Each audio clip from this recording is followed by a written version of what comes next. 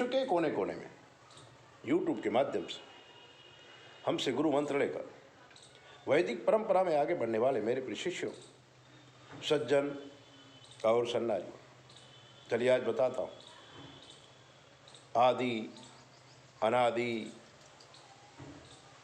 निर्गुण निराकार जो ब्रह्म है, जो पराशक्ति है, वो अपने खेल खेलने के लिए सुंदर संरचना करती है। एको हम बहुश्यामा, मैं एक हूँ बहुत हो जाऊँ, इस विचार शक्ति से 12 का अवतार धारण करके वो पृथ्वी बनाता है और पृथ्वी में अनेक प्रकार के जीव पैदा करता है और उसका नाम रखता है मृत्यु लोक, क्योंकि इस पृथ्वी में जो भी जीव आता है उसे मरना पड़ता है, इसलिए इसका नाम मृत्यु लोक रखा गया। मृत्यु लोक में आदमी पैदा होता है, मरता है, तो उसकी गति कैसी होगी?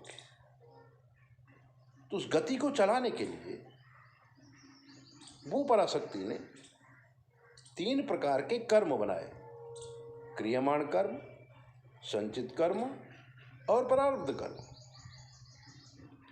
क्रियमाण कर्म वो है जो हम आज करते हैं, लेकिन तुरंत तो फल मिलता नहीं है। जैसे पेड़ लगाते हैं तो 5 साल 10 साल या 20 साल में फल आता है।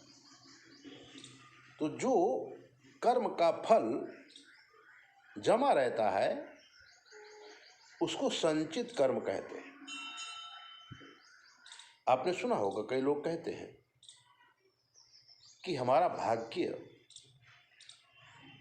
चमक गया, यह हमारा भाग फूट गया।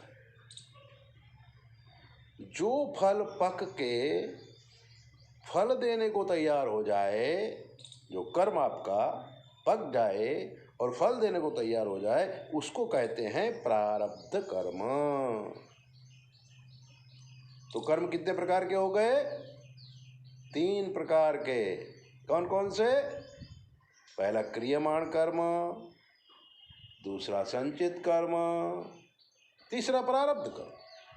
अब ये तीनों कर्म से मृत्यु लोक में आए हुए जीव का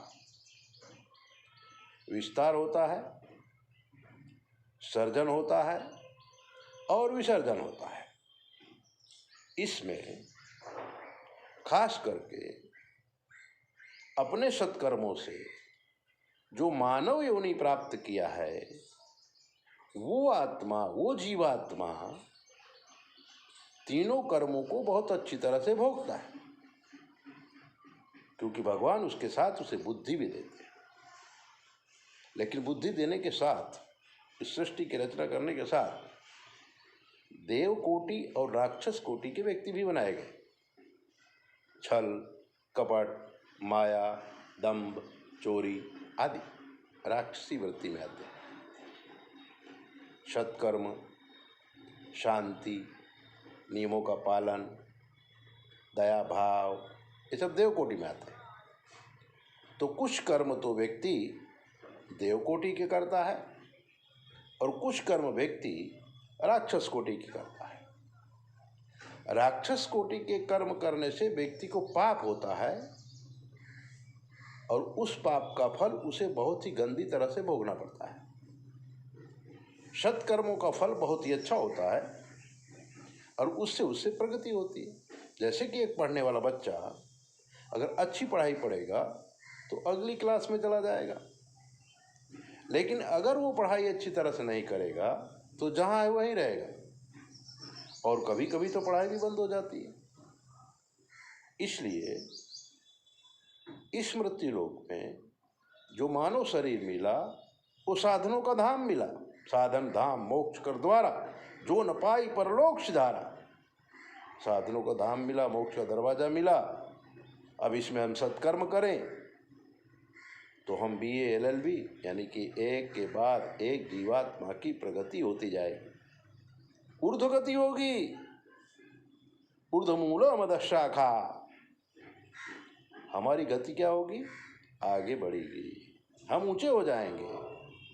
पर अगर गलत कर्म किया तो हम नीचे होते जाएंगे, और नीचे होते होते एक दिन कीड़े मकोड़े की तरह मर जाएंगे, किसी को मालूम नहीं पड़ेगा, और कीड़े मकोड़े बन के पैदा हो जाएंगे। जैसे बहुत सारे पाप करने के बाद वंश नाश हो जाता है, फिर उस जीव को पशु योनि में आना पड़ता है।